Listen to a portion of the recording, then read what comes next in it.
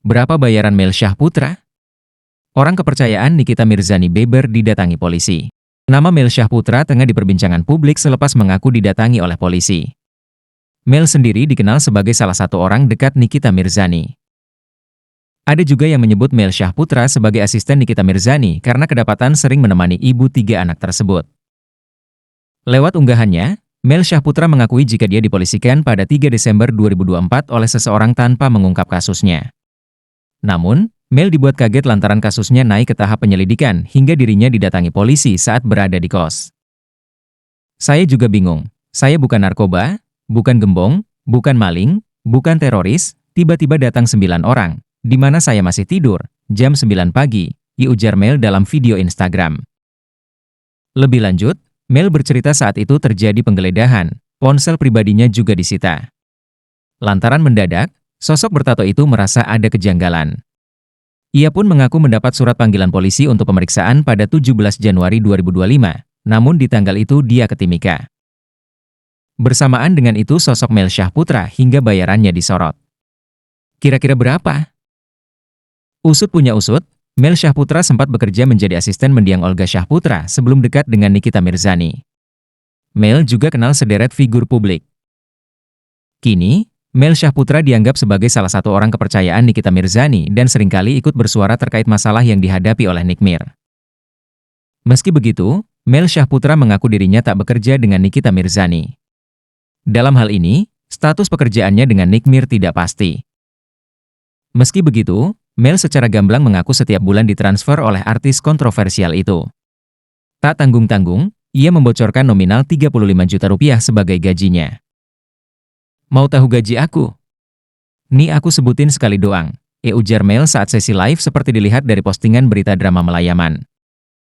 Aku gak kerja sebenarnya tapi dikasih duit per bulan sama dia, Kak Niki. Dia kasih uang aku per bukan aku, menunjukkan angka 3 dan 5, itu kasnya. Tak hanya digaji oleh Nikita Mirzani, Mel Syahputra juga memiliki sumber penghasilan lain yakni sebagai selebgram atau kreator konten yang menerima endorse. Bahkan, Nikita Mirzani sempat mengungkapkan jika Mel Syahputra mampu meraup 100 juta rupiah setiap bulan. Tapi Mel keren loh, hebat loh sekarang. Kalian tahu nggak penghasilan Mel itu di Instagram gara-gara ada Instagram eksklusif? Gue lihat sendiri pakai mata kepala gue sendiri. Dia tuh penghasilannya 1 bulan 100 juta rupiah, kata sang artis dalam sebuah kesempatan.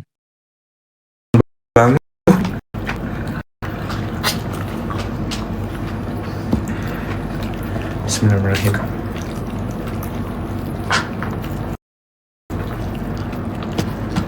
Yang udah jadi tersangka itu siapa Mak yang? Waria Sahrul. Waria Sahrul Isa Zega. Itu jelas udah jadi TSK. Dan dia harusnya kan hari ini datang ke Polda Jatim. Cuman dia tunda, alasannya katanya sakit. Coba lihat ya, kalau dia sakit dia nggak boleh main Instagram.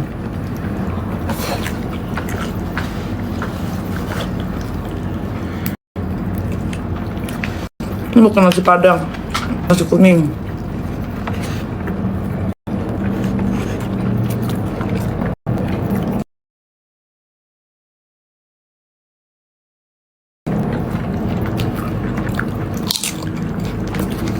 Amin, please parfumnya stok lagi. Lagi sayang. Udah habis. Habis semua? Sisa hijau dikit itu Mbak. Hijau udah habis. Juga. Habis semua. Gak ada sisa parfum gue.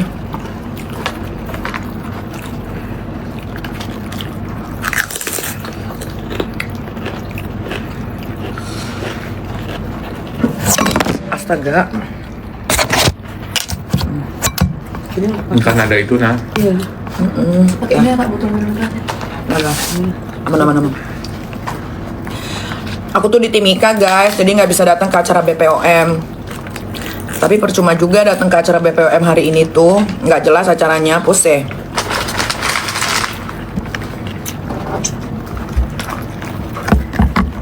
Malah orang BPOM-nya bertanya-tanya, kenapa itu?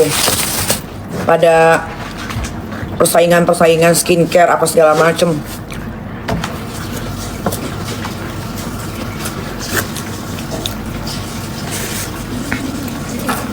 tanya-tanya tentang orang-orang yang di-review. Entahlah BPOM itu isi kepalanya apa. Kenapa meres? Emang ada bukti pemerasannya? Dari Desember katanya ada bukti. Kalian jangan asa ketik loh. Nanti kalau saya lagi keluar jahilnya, Dari sini coklatnya berapa jam? Sebentar, terus saya laporin. 2 menit, Hah? 5 menit kali. Tinggal lurus doang. Enggak, tadi gue Dulu 15 Tadi gua cek 3 menit. Mana buktinya? Boleh iseng lu salah. Gue nanya berapa menit? Yang jawab dia. Bentar kan 15 menit. Lu 5 menit. Oh, Langsung salah. kabarin aja. Kalau udah siap. 3 menit Ya. udah cek, tinggal lurus.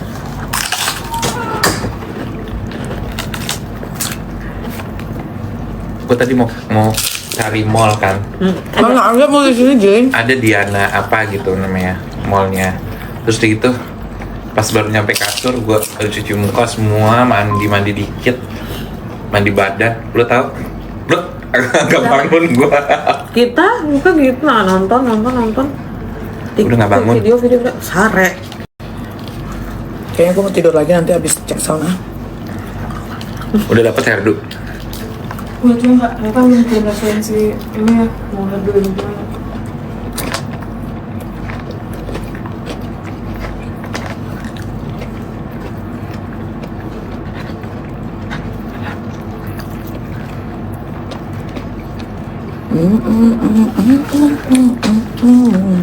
Bangun tuh kan? Ada kalau jam. Bang referensi kalau kayak gini. Kayak gitu. Iya bang, gitu. Panas pasti. Daripada mainin rambut terus kan.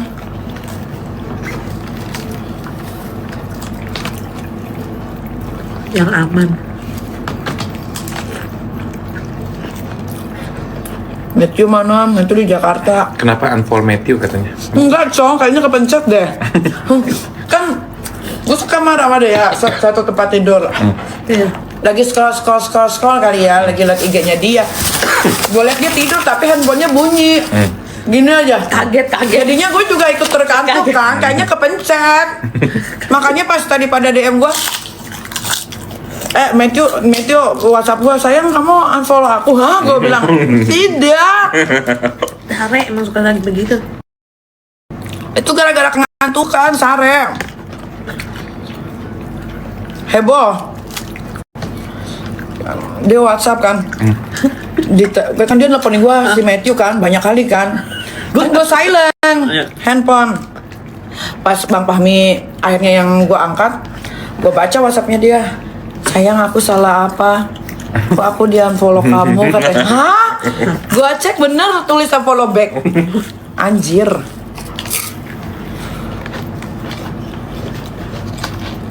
Emang suka begitu jemari itu. Kenapa nggak diajak lah? Matthew kan bukan pengangguran. Jok. Matthew tuh lagi kerja tuh. Di mana dia? Di Mall Puri. Di Mall Puri. Nggak harus ikut terus lah, dia juga nyari duit. Matthew bukan pengangguran, say, yang bisa ikut gua kemana aja. Nanti kalau ikut dibilang gini, kok ikut terus sih pengangguran ya? Salah lagi.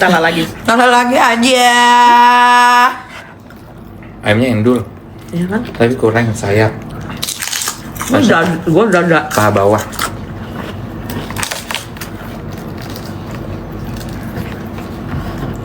Gua itu bersyukur dapat Matthew. Kenapa? Karena dia anak muda, dia berondong. Ya, tapi dia punya keinginan yang tinggi. Terus orangnya nggak males. Dia masih muda jadi motivasinya masih gede. Terus dia mau berjuang. Terus dia nggak nyusahin. Kemana-mana.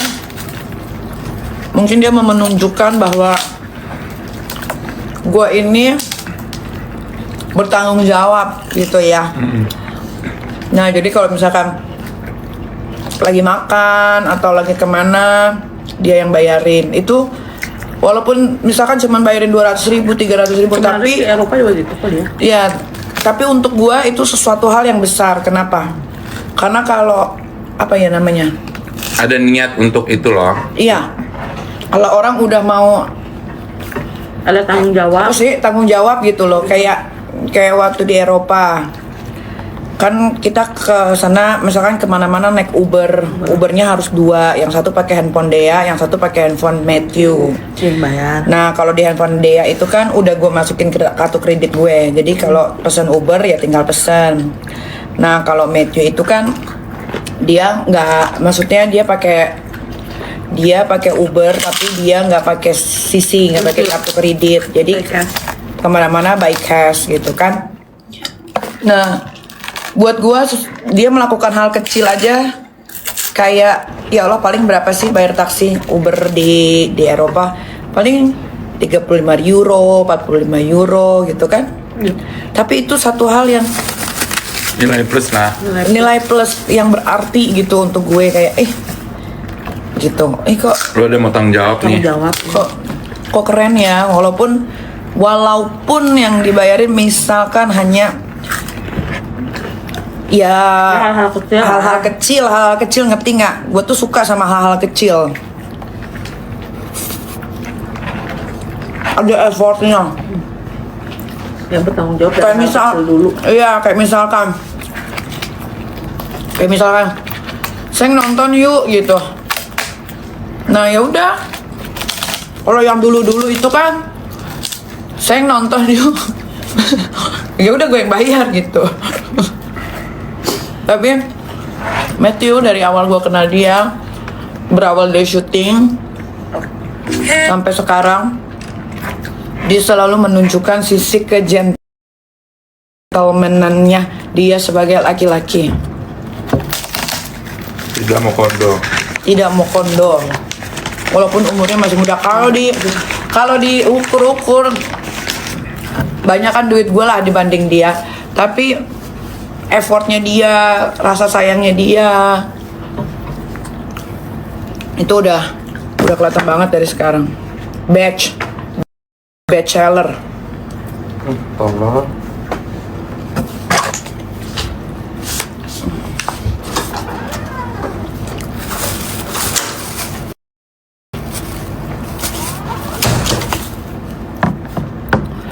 Matthew udah terpap gosip apa aja dia kagak peduli ya.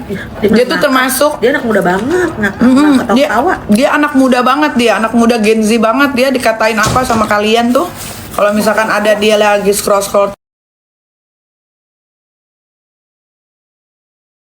sayang lihat sini, masa aku dikatain gini, ketawa dia, ha. Nggak ada dia sakit hati, nggak ada dia kepikiran, nggak ada. Dia bener-bener anggota Gen Z ya, Il. Iya, oke, Masa bodohan, nggak pedulian. Ketawain aja sama dia. Dia Gen Z gila. Iya.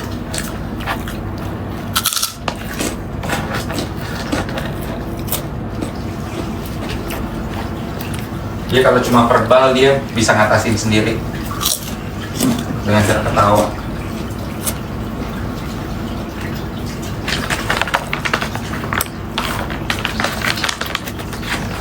Kak gimana Mail tuh Mail? Main lagi jutaan. Yang nggak gimana-gimana.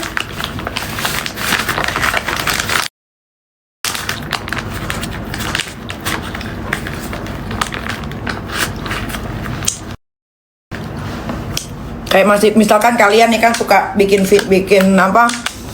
Suka taruh-taruh postingan, misalkan kalau gue lagi live terus kalian posting ngulang gitu. Dia ketawa. Terus misalkan Matthew kalian kata-katain, misalkan kayak gini, lihat aja endingnya. Itu sama Matthew diketawain tahu, sama Mamet diketawain guys. Lihat aja endingnya. Kalau Mamet bilang gini, kayak mereka kok repot banget ya nungguin ending kita katanya. Disumpah-sumpahin ngakak. Iya. Itu ngakak doang. Disumpah-sumpahin. Jadi bingung, kalian tuh pasti akan bingung mau ngebully Matthew dalam segi apa. Pertama dia nggak ikut-ikutan, tapi kalian bawa-bawa. Iya kan? Matthew nggak ikut-ikutan loh, tapi kalian bawa-bawa terus. Dia anak muda guys, dia nggak bisa digituin, dia masa bodohan. Sumpah, gue nggak bohong. Lihat aja kan VT-VT banyak tuh yang kalian bikin yang kayak momen-momen romantis. Apa itu? Oh ya, terima kasih.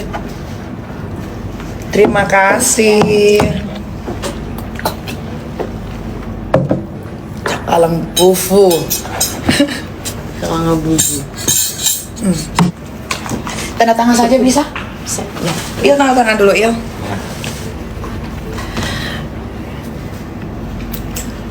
Gimana?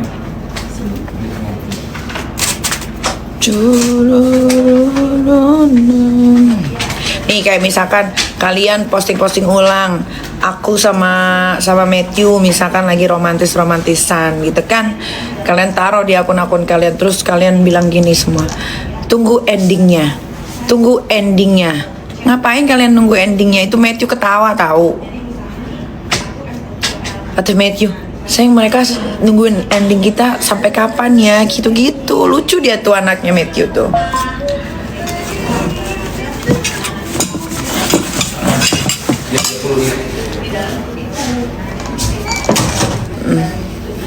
Pasti nanti kalau putus dibongkar-bongkar aibnya gitu. Itu diketawain tuh sama Matthew.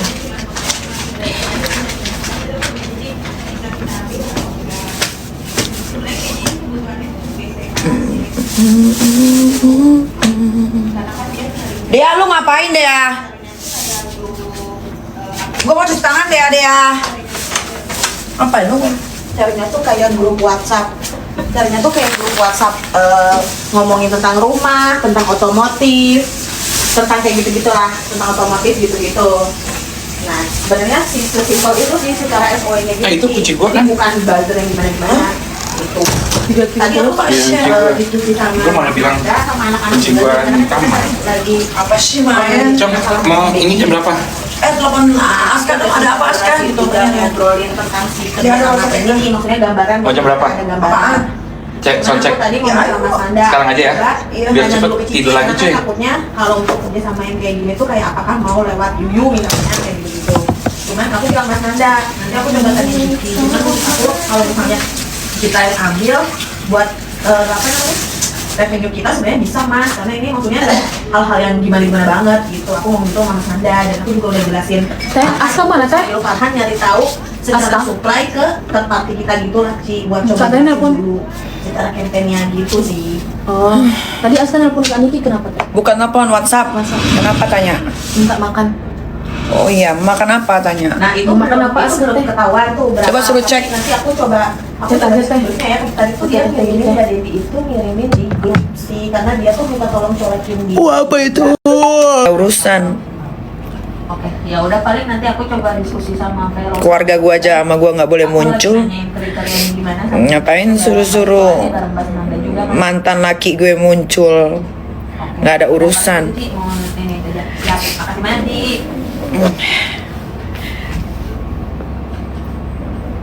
Iya betul. Kalau kemarin sih sebenarnya reportingnya kan cuma by capture chat dia di grup lah kasarnya sejauh itu. Iya betul. Sama diinfoin kayak di awalnya lebih kayak ke diinfoin ya. Gue nih ada grup, nama grupnya ininya berapa orang gitu.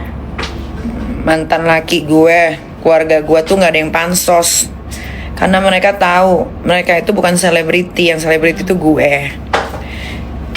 Jadi biar gue yang tersorot kamera. Jadi kalau kalian bertanya-tanya kemana ayahnya Loli ada, Oh iya. Hidup. Iya. suka ketemu justru laki-laki yang masih berkomunikasi, mantan laki-laki yang masih berkomunikasi dengan Biasanya di awal berkomunikasi baik dengan saya itu ya mantan suami saya yang pertama. Jadi kalian gak usah bertanya-tanya kalau Loli butuh pelukan ayahnya, enggak. Aku punya grup namanya grup apa aja nih yang berhubungan sama ini. Enggak. Ini aku ada grup ini, orangnya ini gitu sih.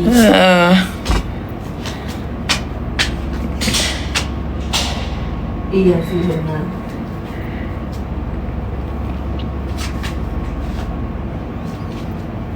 Iya. Mereka, keluarga gua, mantan laki gua, mereka ngebantuin gua lewat jalurnya.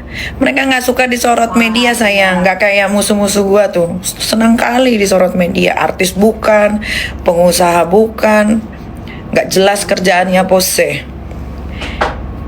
Kalau keluarga gua, mantan laki gua, yang pertama nih yang masih komunikasi baik sama gua sampai detik ini, nggak mau disorot kamera. Kalau udah lihat ada wartawan tuh, mereka melipir. Nggak ada yang aji mumpung, nggak ada. Tidak ada yang aji mumpung. Kalian aja sampai detik ini nggak tahu kan keluarga gue yang mana, cuma taunya abang gue, adik gue, itu aja kan. Tapi nggak tahu kan keluarga gue siapa, di mana. Iya, benar-benar. Ngomongin rumah. Iya, benar-benar grupnya Mbak Devi yang biasa jual beli rumah. Maskapai. Iya. Siapa? Enggak isu toilet. Apa? Mana sih balik? Mana di kamar tak, tunggu si Dea lagi urusin kerjaan. Oh. Ya, misalnya grup bengkel apa grup apa gitu-gitu ya. Iya. Oke. Siap, benar juga sih. Nanti aku coba tanya, aku coba konkol aja dulu sih, nanyain detailnya mereka harapannya kemana dulu kali ya, nanti biar bisa kebaca. Siap, oke. Kalau gitu siap, makasih Ci, nanti di-update lagi ya Ci. Ci, sama nanti berarti Selasa aku nge-share kompro kan ya? Kompro ya, di-share aja dulu maksudnya sejauh apa? Ya. Boleh. Ya itu sih aku lagi di develop sih, anak aku udah nge-share kosongan gitu kan. Beneran rumah di gang sempit. Aku juga udah. Kalau rumah di gang sempit nggak masuk dong tuh mobil Range Rover gue. Kayak misalnya Kalian tuh jangan telan mentah-mentah perkataan dari para musuh-musuh gue yang sakit hati. Kalau rumah gang sempit, tikus juga nggak masuk dong itu.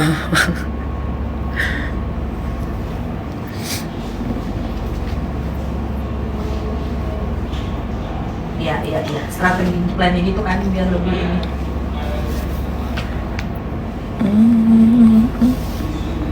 Iya. Gue pengen berak. Iya.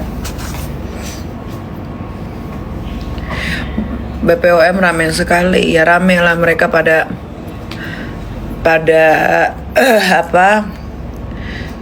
sosokan dateng berani karena bener, kayak mana? Iya, betul. Intinya kalian harus berterima kasih akan adanya Doktif Titik. Kenapa? Karena sudah tidak ada lagi owner skincare dari daerah yang flexing. Itu pertama. Oh, boleh. Kedua, kalian jadi lebih tahu, belajar apa sih skincare yang bagus untuk digunakan di kulit muka. Ketiga, kalian jadi tahu tentang ingredients yang ada di skincare. Mana yang boleh dipakai, mana yang nggak boleh. Ya kan? Keempat, kalian tahu nih kalau kalian beli skincare, ingredientsnya ini. Ternyata ingredientsnya tidak sesuai sama yang dilontarkan oleh owner skincare dari daerah yang pengen cepet kaya ini. Jadi kalian tetap harus berterima kasih sama yang namanya Doktif. Ya, BPOM itu gue juga nggak ngerti ya. Gue setiap bikin produk selalu gue daftar BPOM. BPOM kerjanya apa juga gue nggak tahu. Mungkin dia BPOM mah seneng-seneng aja. Orang daftar bayar buat bikin produk, dia pasti nggak ngecek isinya apa, kandungannya apa, ngecek dia. Nah, kenapa sih owner skincare dari daerah ini pada nyolot, pada marah ketika skincare-nya di-review ternyata jelek, ternyata berbahaya? Karena gara-gara di-review omset mereka jadi turun. Jadi nggak bisa leluasa lagi jualan. Jadi nggak bisa bodoh-bodohin kalian sebagai customer. Apalagi yang punya predikat dokter. Udah mah dokter, jual produk berbahaya, plus overclaim. Nah, terus gelar dokternya itu apa? Contoh, siapa sih gelar dokternya yang kayak begitu? Reza Gladys. Dia punya gelar dokter, tapi dia jual skincare berbahaya. Dia jual skincare overclaim. Bukannya bebenah, malah tambah nyolot. Nah, jadi gelar dokternya itu apa? Hanya untuk mengelabui kalian aja supaya beli skincare-nya dia cepet kaya, kalian gak dapat hasil, malah kalian dapat celaka. Itu kan intinya. Bener nggak? Guys, kebetulan gue kena PL, jadi sekalian gue pengen pup dulu ya. Bye.